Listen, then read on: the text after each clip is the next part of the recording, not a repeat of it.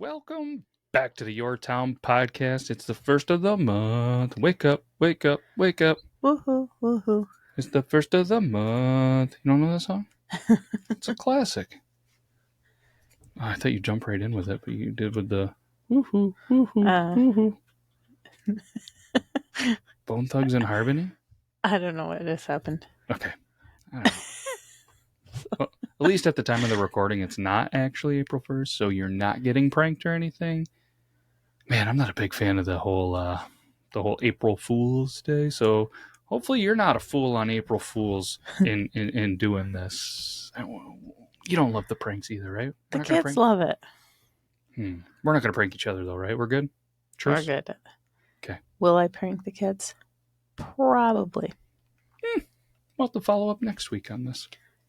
See the pranking. But either way, again, if you're listening to this, you're potentially on spring break. Maybe you're at work. Maybe you're driving. But either way, there's probably a little bit of fear with you saying, I don't want to be pranked.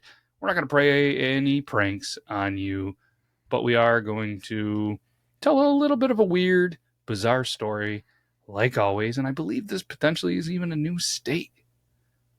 We're going to throw this one way back, though, to 1896 in Tennessee. Ooh. We're going to talk about a pretty cool incident there. And I'm excited to talk about this. Should we do the intro? Let's do it.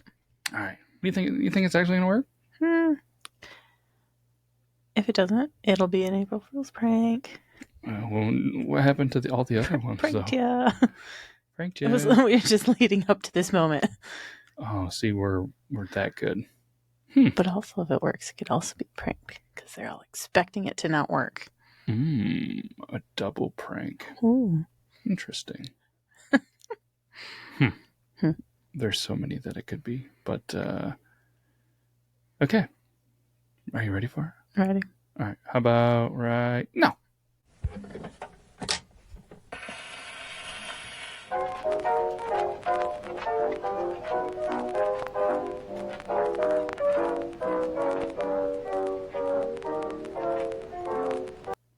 Welcome back. That was either the greatest intro we've ever had or just some dead space. Pranked ya. Yeah, I got you. April Fool's Day. Did you know, though, that the exact origins of April Fool's Day are not entirely clear, but it's believed to have been originated in various cultures and traditions throughout history. One little theory that they have is back in the day with the ancient Romans, specifically to the festival of Hilaria, which was celebrated at the end of March. During the festival, people would dress up in disguises and would just naturally start to play pranks on each other.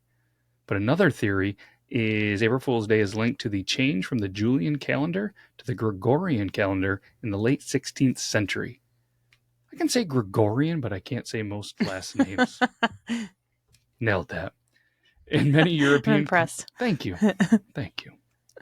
But in many European countries, New Year's Day was moved from the end of March / beginning of April to January 1st.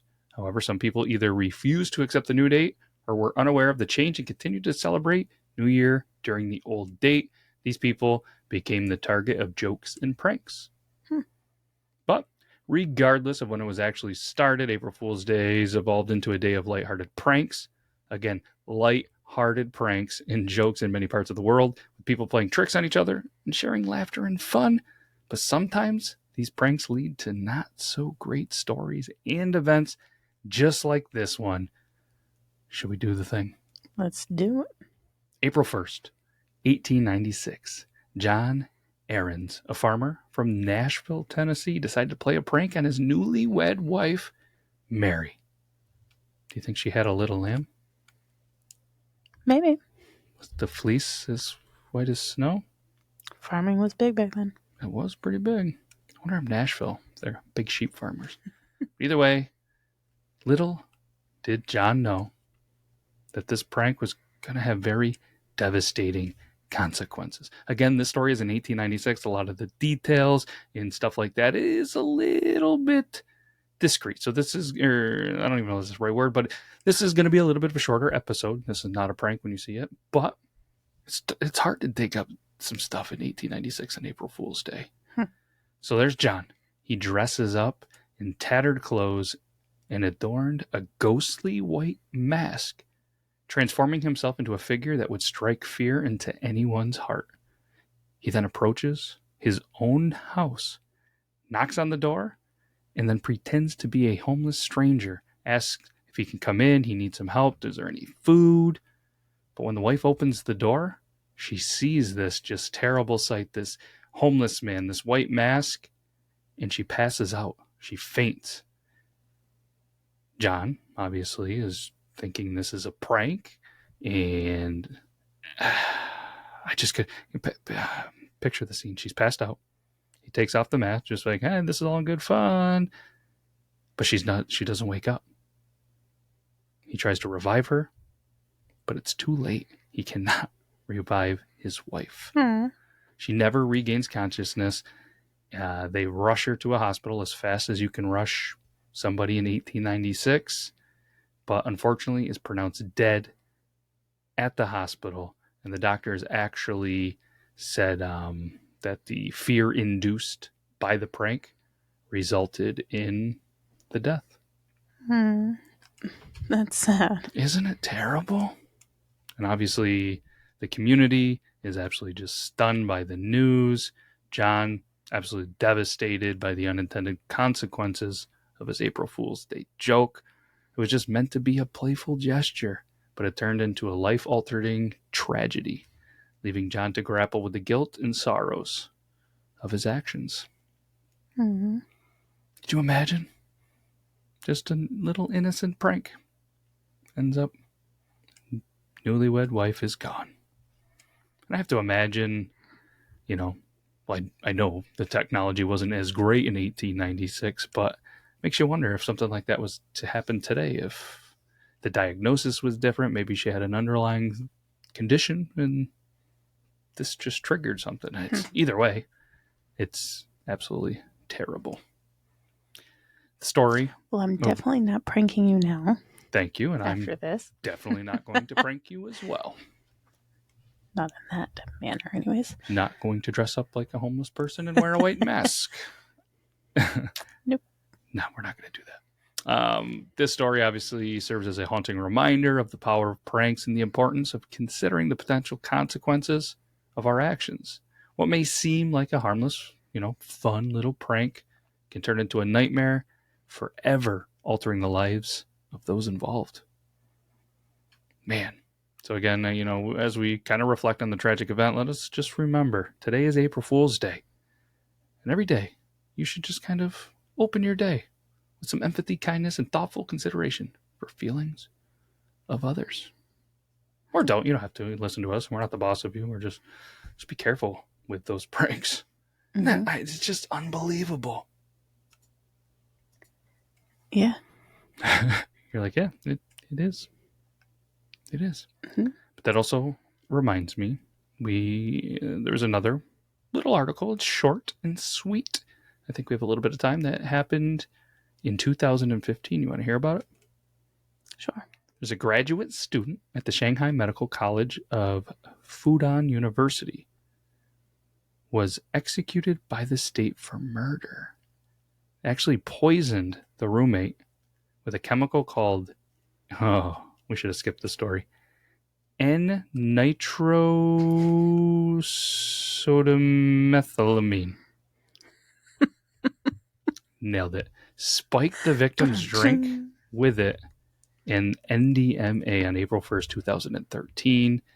The victim then passes away from multiple organ failure because the dose was obviously a lethal dose and was secretly poured into a water dispenser that this person drank from regularly.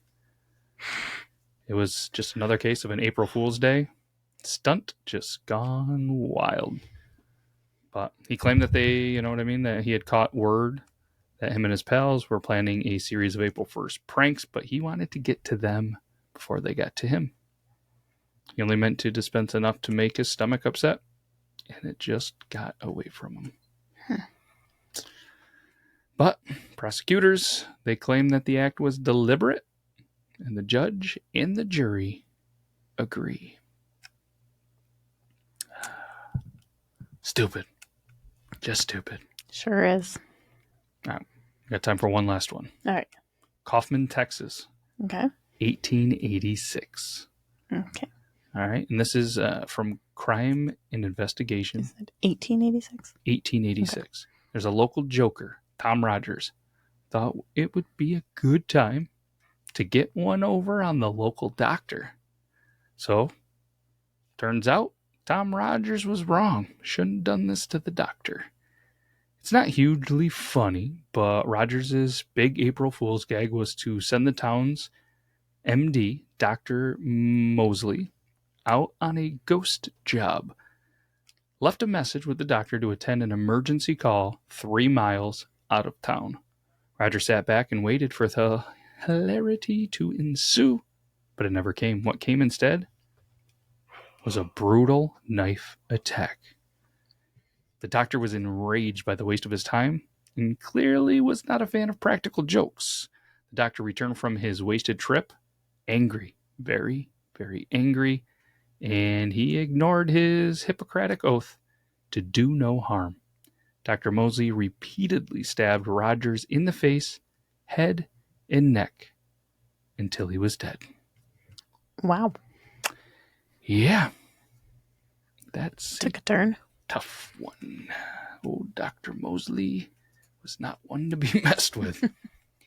So again, there's just a couple of stories of some April Fool's stuff in no April Fools from us, from the Yorktown. But sources, again, the one that we just said, crime and investigation.co.uk, newsweek.com, and our favorite, Wikipedia. Shout out Wikipedia. Want to read the quote, Meg? Sure. The 1st of April is the day we remember what we are the other 364 days of the year. By Mark Twain. I thought it was good, right? Mm-hmm. Talked about the first of the month. Bet you Mark Twain would have sang some Bone Thugs in Harmony with me. Sorry, I'm tired. It's okay. Fair enough. All right, you're tired. People are probably tired of listening to us. So, hey, have a great rest of your April Fools. We're going to be back next week. I have some really cool stories. And again, this is a little bit shorter, but hey, every once in a while, you deserve to hear us less. But we can't thank you enough. Thank you, Meg. Thank you, Yorktownians. We'll be back next week. I'm blaming it on mom brain. It's okay. We all have those moments. It's been a long weekend. So, again, thank you, Yorktownians. We'll be back next week. I promise you. Bigger, better, and hopefully a new state. And hopefully everybody gets through these April Fool's Day pranks. And if you're listening to it like 2 weeks later, well, hopefully you're still good from April Fools. Don't go scaring anybody. Oh, wait. This one counts as multiple places, though. It does. Ooh, multiple places on the map. Right? Yeah, it should. Those last little... They should count. No. And if you don't think they count, Yorktownians, shoot us a message on the socials. But this one should count. All right. But either way, happy April Fools. Hopefully you had a good Easter and all that stuff. We'll be back next week. And me and Meg are going to sing a song. She's going to sing with me next week. I can feel it. Okay. Me. Got anything else? Mm-mm. Okay. Okay, bye. Okay, bye.